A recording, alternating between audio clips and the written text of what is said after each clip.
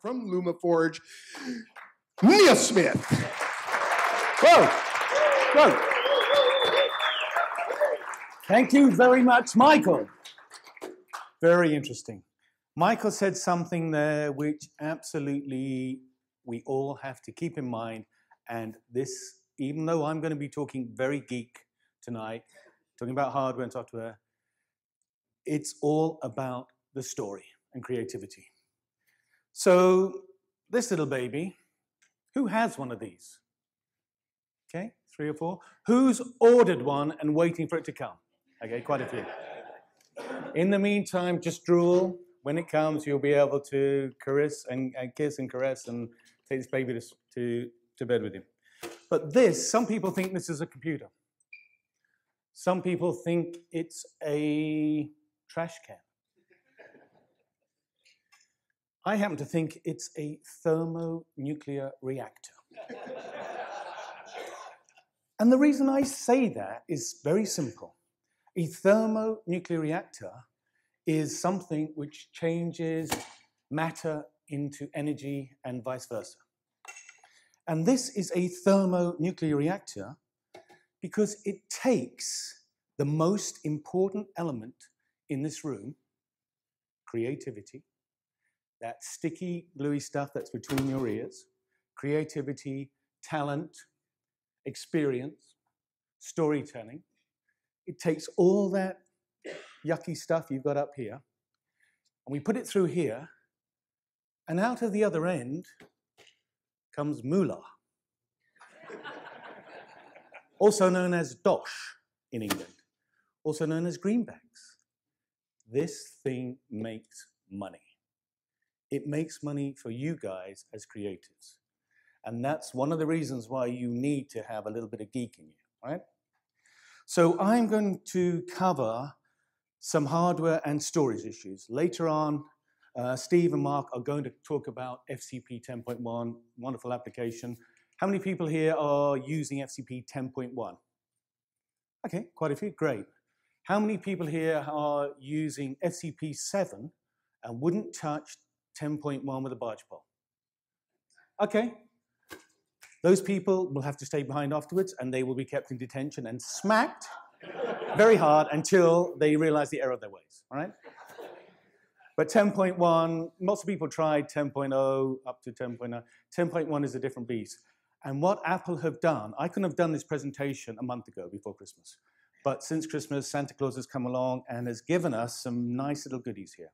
They have given us 64-bit architecture. Very exciting, I know, yeah. But really, 64-bit architecture is something you're all going to love and come to want more of.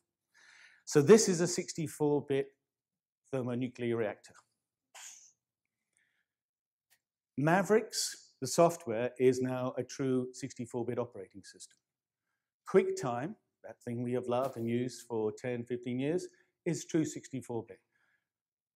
FCP 10.1, Logic, DaVinci Resolve, true 64-bit applications, which leverage the horsepower and some of the tools that are in this box, right? So hardware, middleware, software, wetware. That's the stuff between your ears, okay? So LumaForge, we've been doing this since 2005, 9 years, 10 years. We're an Apple reseller, Apple consulting firm, systems integrator, beta tester. We work closely with the boys up in Cupertino and Blackmagic, we're beta tester them. We kind of have our fingers in several pies. And what I'm going to be talking about tonight is big files, right? How many people here think that the demand for storage is going to go down? Where was that FCP chap who'd never, even you believe the demand, right?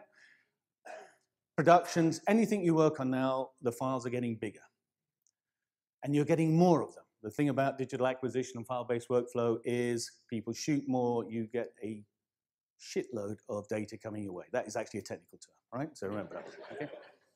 So there's going to be 2 words by the end of this evening you're going to have ingrained in the inside of your skulls. storage and bandwidth. Bandwidth, storage, storage, bandwidth. There will be a test on this. Anybody who doesn't get those two words right, in trouble. So where are you going to put all these big files? And how are you going to get them from A to B? Now, I know many of you are using the latest Nike technology. You know that sneakernet stuff? You put your best Nikes on, you get your little Firewire 800, and you dash down the corridor, right? And it works fine. Not the future, chaps and ladies. So what I'm going to be covering is storage and 4 different kinds of options you should be thinking about. And the other thing I'm going to teach you tonight is TLAs. Everybody knows what a TLA is? A 3-letter acronym. So not only are you going to be learning NERD this evening, you're also going to be learning TLA. So you're going to be learning the difference between DAS, SAN, and NAS, okay? There will be tests on that as well. And the importance of tape. Let's not forget tape, and that has a very important role in storage and archiving and backing up the most important asset you have, which is your data. In front of me, let me just give you a quick overview of what we have. We have 2 Mac Pros. These are 6-core Mac Pros with the D500 GPUs. I've maxed them up to 64 gig of RAM. So 2 Mac Pros. We have this black box here is a Thunderbolt 2 storage device from Promise, Pegasus 2, R8, Thunderbolt 2.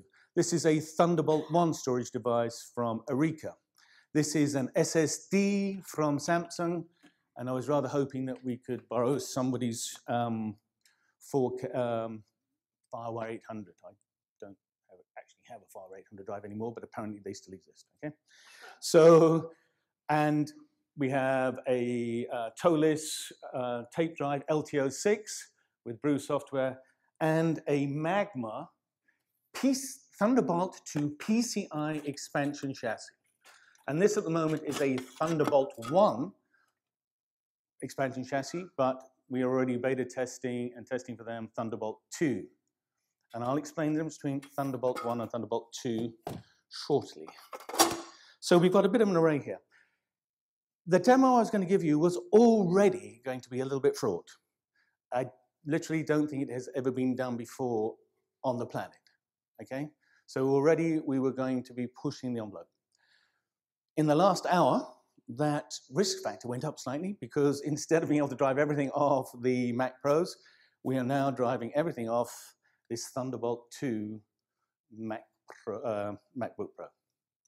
I have never, and I'm going to be doing screen sharing, I have never actually done a demonstration using a MacBook Pro file share, screen share to 2 new Mac Pros, okay? So this is a first for you.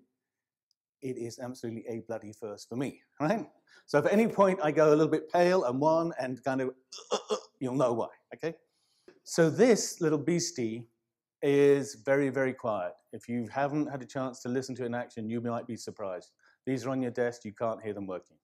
The other thing where Apple have done slightly differently here is before in the Mac Pro Towers, they had 2 CPUs and 1 GPU.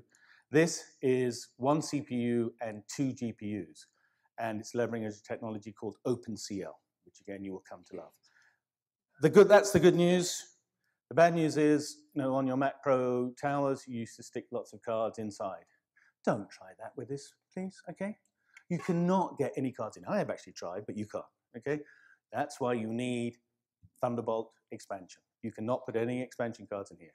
So when you buy it, think about you've got several options on which CPU speed you go for and what GPUs you go for. If you're going to be doing a lot of color work, go for the D700s. They have 6 gig of VRAM. If you may not need that for ordinary editing to D500s.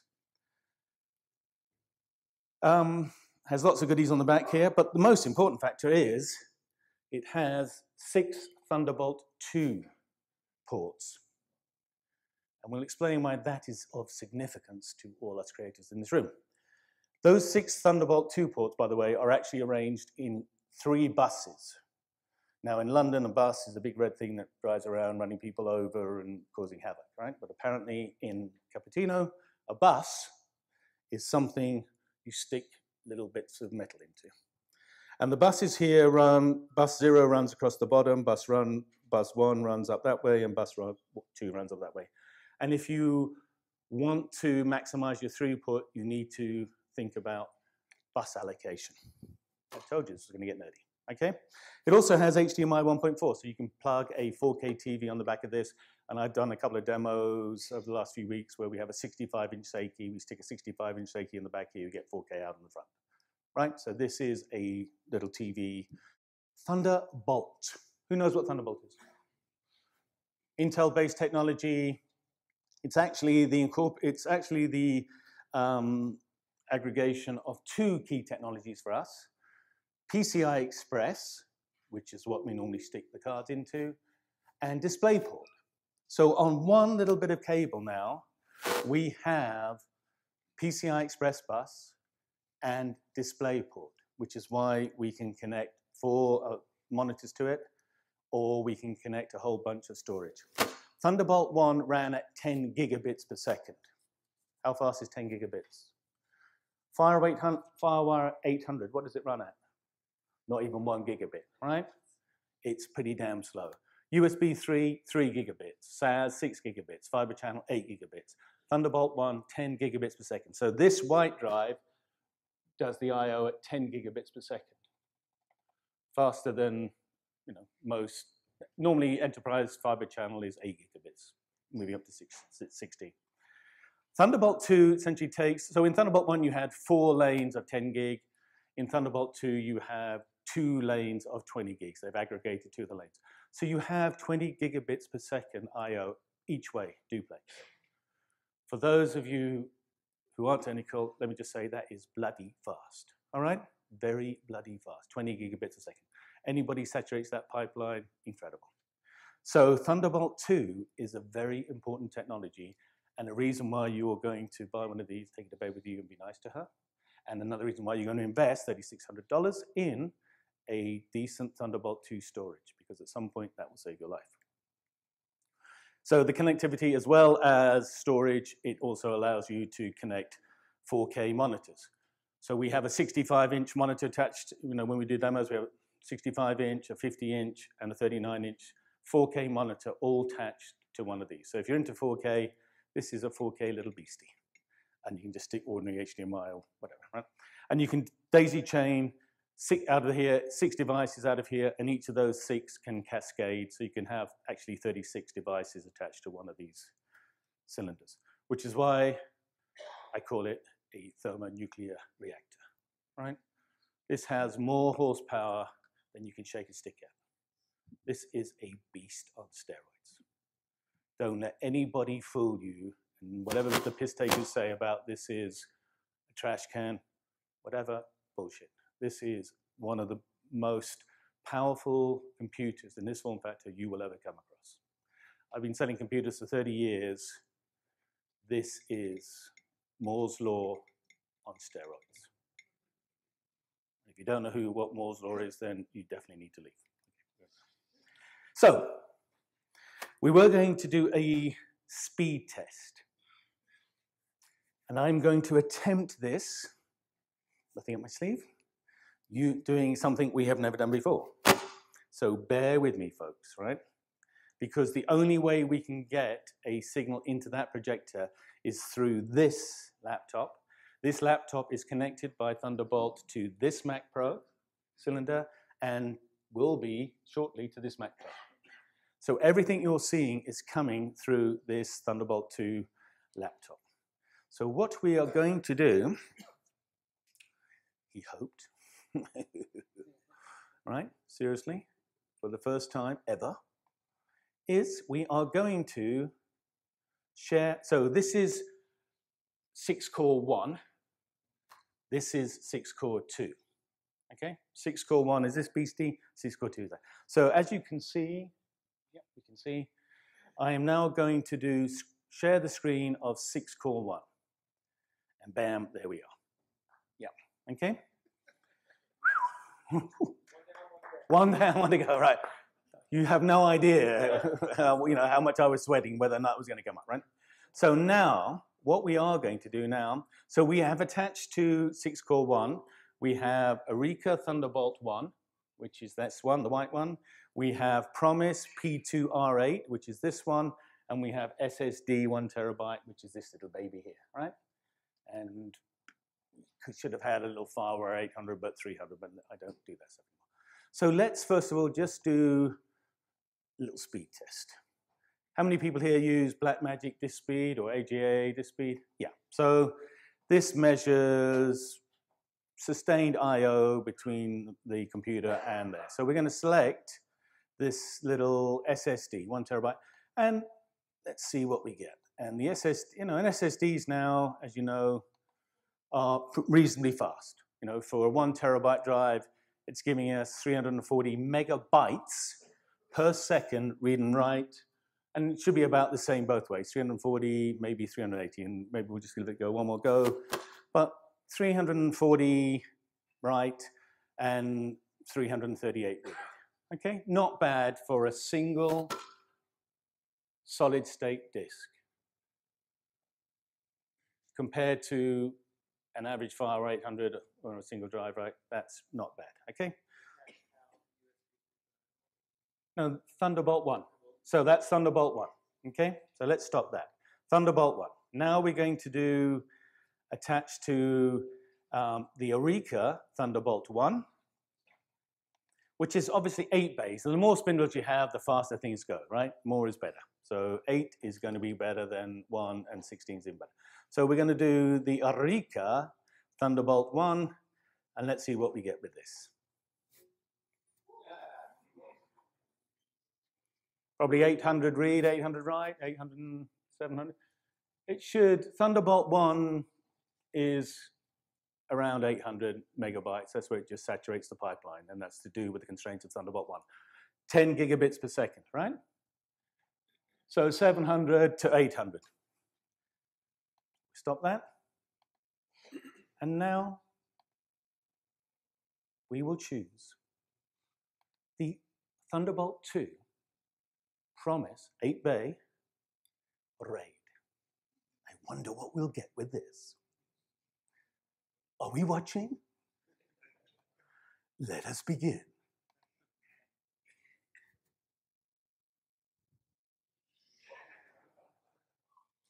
Do you see that number?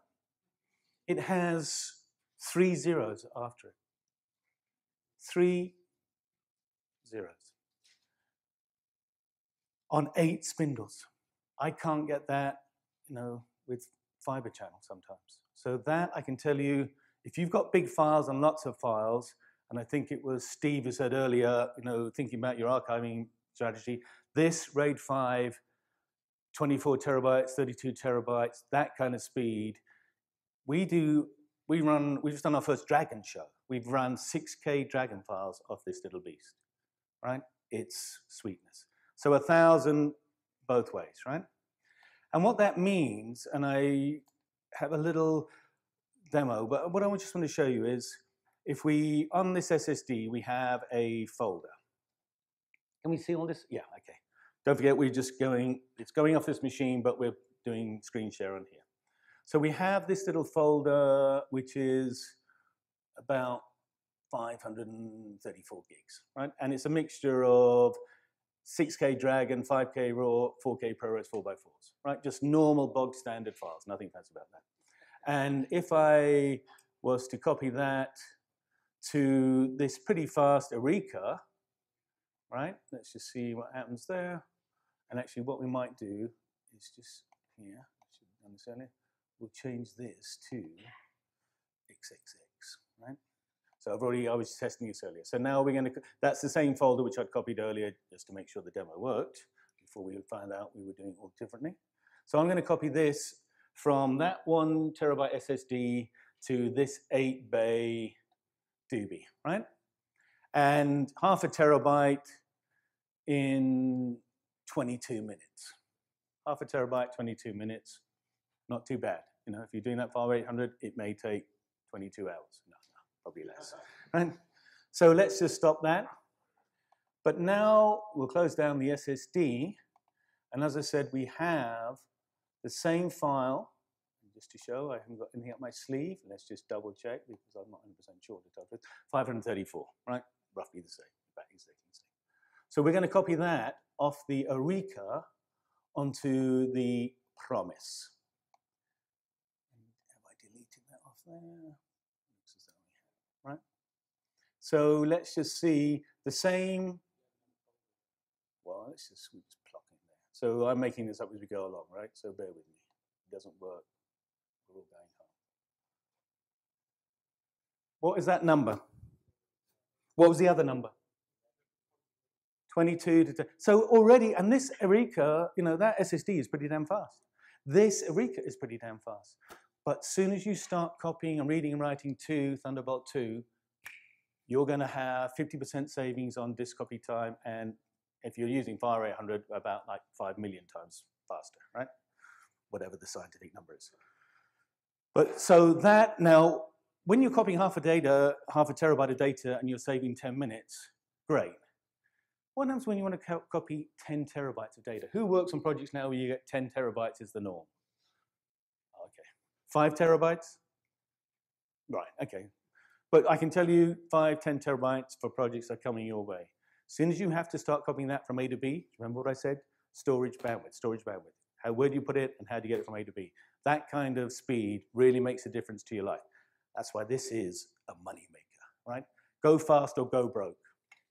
3 storage options for you to consider if you're going to buy this little baby.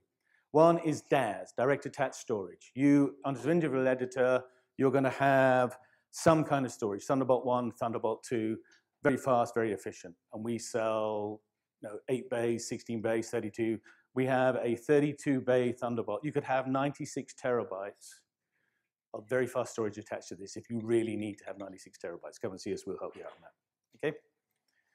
The next option is SAN, Shared Area Network. And this is heavy-duty Xsan fiber channel, and typically used where you have multi-editor environments, 6, 8, 10 people, VFX, audio.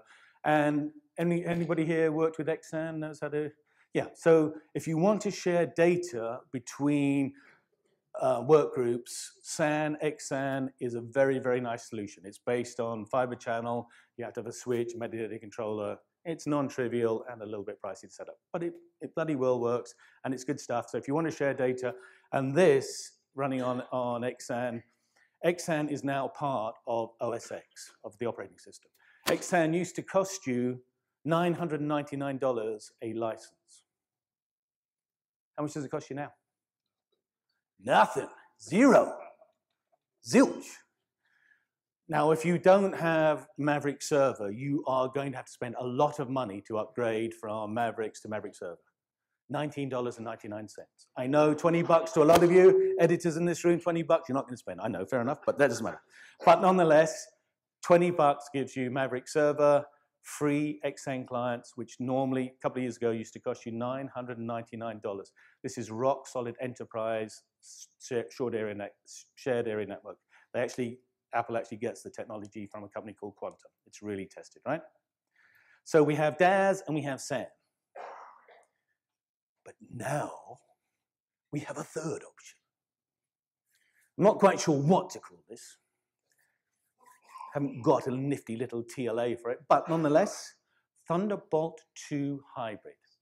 And how this works is this: IP over Thunderbolt. We all know what IP is. TCP/IP is what drives the internet. It's the internet protocol. It allows communication between peer-to-peer things, right? It's a very efficient, proven, well-tried and tested protocol for handshaking, does the job. Really good for data transfer. Now, wouldn't it be cool if we could run IP over Thunderbolt? Wouldn't it? So Thunderbolt cables used to be, there's the copper version, right? You've all played with these white ones, the copper ones. Maximum distance is 3 meters. That's 10 feet to Americans, right? You know, the rest of the world's using metric. I know. You base yourself on the English, very good choice, but you know, even England has moved on. We use a metric, okay, but never mind. So 3 meters, 9.9 feet, 10 feet. This is what? It's a cable. It's optical. And is it optical Thunderbolt? It is. This is optical Thunderbolt. You can get this in lengths of 10 meters, 20, 30 meters, and 60 meters. How long is 60 meters? Anybody got their calculator here? 180 feet. Oh my God. It's a civilized person here and knows how to convert metric back to feet. Okay, 180 feet. That means we could have this box, not just at the end of there, but down the end of the corridor, connected to this machine or connected to this drive. So with optical Thunderbolt, you can now get up to 60 meters between machines to drives, right? We have 10 meters here.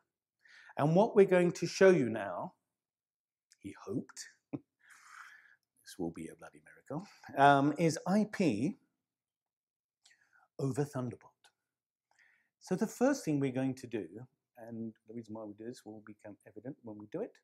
So we are now going to get said optical Thunderbolt cable, remove it carefully from that orifice, and we are going to bring it over here to Bora's MP UMAC Pro. And which one were you sticking?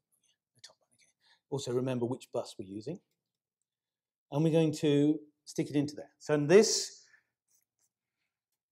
Thunderbolt 2 RAID is now attached to this Mac Pro. So let's fire that up. And while we're firing that up, let's have a little look at this Mac Pro. If you look, so let me do full size, and then you need to tell me how to get out of this in a minute, right? Okay, so we're doing full size. Another beer. Oh, it's going to be expensive evening, by the way, right? So if we network, system preferences networks, right? Normally you go in here, you do your wireless, you do your TCP IP, DHCP, whatever it is. Have you noticed here, there is this new thing called Thunderbolt Bridge. And it will, who knows about DHCP? Okay, fine. So there is an automatic way to do allocate IP addresses, but I typically will use fixed IP. So I manually go in and I have this MAC set to 192.168.1.6. So now the moment of truth. This we didn't actually get a chance to rehearse, so this really is, we are flying by the seats of our pants on this one. So we're out of here, right? So now 6 core 1, 6 core 2.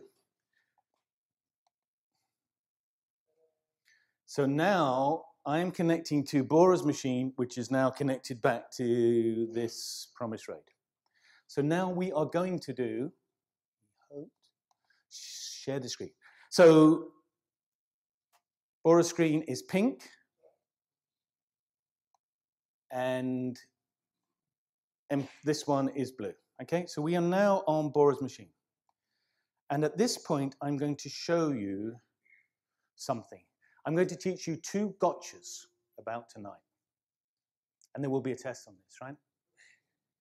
So I am now going to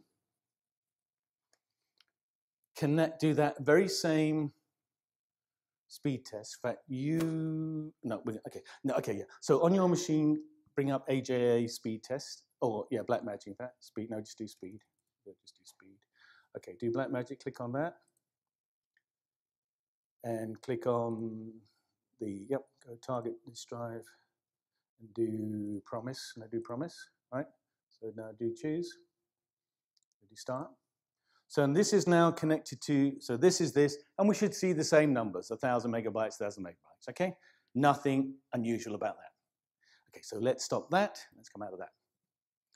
So now I am now going to, on this machine, right, on this machine here, connect to Bora's machine. And I see the promise.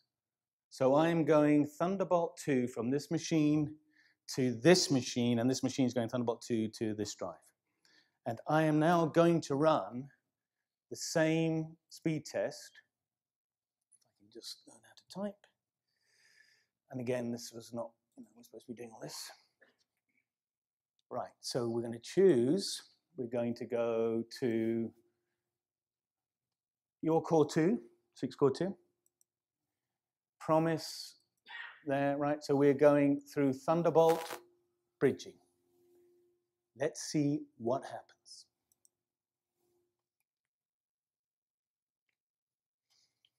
And right, okay. So keep watching. Come on, baby.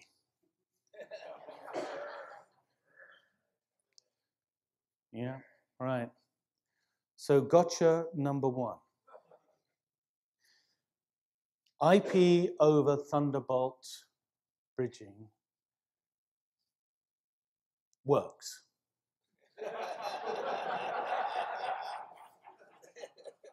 IP over Thunderbolt bridging sometimes works very, very well. 500, 800, this will get up to 800. However, IP over Thunderbolt bridging on Mavericks 10.9.1, current version, is a little bit choppy, a little bit inconsistent. There are some very smart chaps up in the Cupertino area who are working on this problem as we speak. And possibly, potentially, in a future version of Mavericks, this problem will be fixed, okay? So even though we can get connectivity between these two machines over Thunderbolt bridging, it's not very consistent. Now for file transfer, it's fine. We can transfer files. However, the problem arises, because on account we are in the video game, of when we want to play a 4K movie off Bora's machine onto here, right? So let's just see what happens.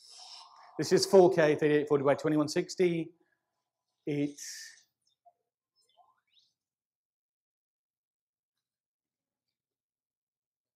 a little bit stuttery. You don't want to be showing customers who this kind of stuff yet, right? But it's coming, right? And it's and this is 4K 3840 by 2160 ProRes 4x4 playing across the machine. But as you can see, not 100% reliable, not 100% good. Okay. GoPro on a horse doing 30 miles an hour. That was fun, right? This is epic at 96 frames a second. 4K, right? So that's the first gotcha. That we can't necessarily do exactly what we want to do yet, but that will be fixed. The second gotcha is this, and now we're going to go back to Final Cut Pro 10.1, and we have 3 minutes, 2 minutes, 1 minute, 2, 1. Okay, so Bora, you bring up Final Cut Pro 10.1. Spiffing, if you haven't used 10.1, download the 30-day trial. It really is a tremendous application. And Steve and Mark, I think, will open your eyes to some of the cool things. So libraries, you can put libraries anywhere. True. Apart. So Bora's going to create a new library, call it LACPUG, so blah, blah, blah, so we know. And we're going to put that on the, so Bora is now connecting through Thunderbolt bridging to this Areca connected to this machine. And libraries can go anywhere. So click save. Oh, not true. All right. So one of the, and there is a bit of discussion going on in the Cupertino area, for why this is this and why it does. But at the moment, if you want to have distributed libraries, which is a very important function of Mac Pro, of new FCP 10.1, you either have to stick it on a direct attached local drive, and any one, it doesn't matter, you could have 6 of them here, or you have to use proper Xsan, and Xsan has some very nice features to putting libraries there. At some point, it would be good if that ability to use Thunderbolt 2 bridging allowed you to put your libraries anywhere you like, with a little bit of copper piping. So that's the other gotcha. We were going to do a demo showing you how to send XML round tripping from FCP 10 on Bora's machine to Logic on here, put some sound effects to send it back, XML round tripping from FCP there to DaVinci Resolve on here, send the color back, put it all together. So if you wanted to have a small work group of 3 or 4 artists, editors, colorists, sound guys, all networked together over Thunderbolt, you could do it, right? A very cost-effective way to have fast shared storage. Something to bear in mind if you're really interested. So now we'll very quickly dash back to wherever we were. What machine are we on? Who are we? Where are we? We do that. And let me just do this, and then Michael will throw me off. So what do we have here? So IP over Thunderbolt bridge. Very cool way of connecting machines together for file transfer. You probably don't want to use it for streaming video just yet. Round-tripping demo, imagine that, you're very creative. It really works well, right? Okay, so summary, this beastie babe is very, very powerful. Apple really pulled out the rabbit out of the hat to get this, right? Whatever you may have read in the press, whatever people have said about it, test it out for yourself. This is thermonuclear reactor on steroids. Storage is very important, Thunderbolt. LTO6 backup and PCI expansion. Thank you. Neil Smith, everybody.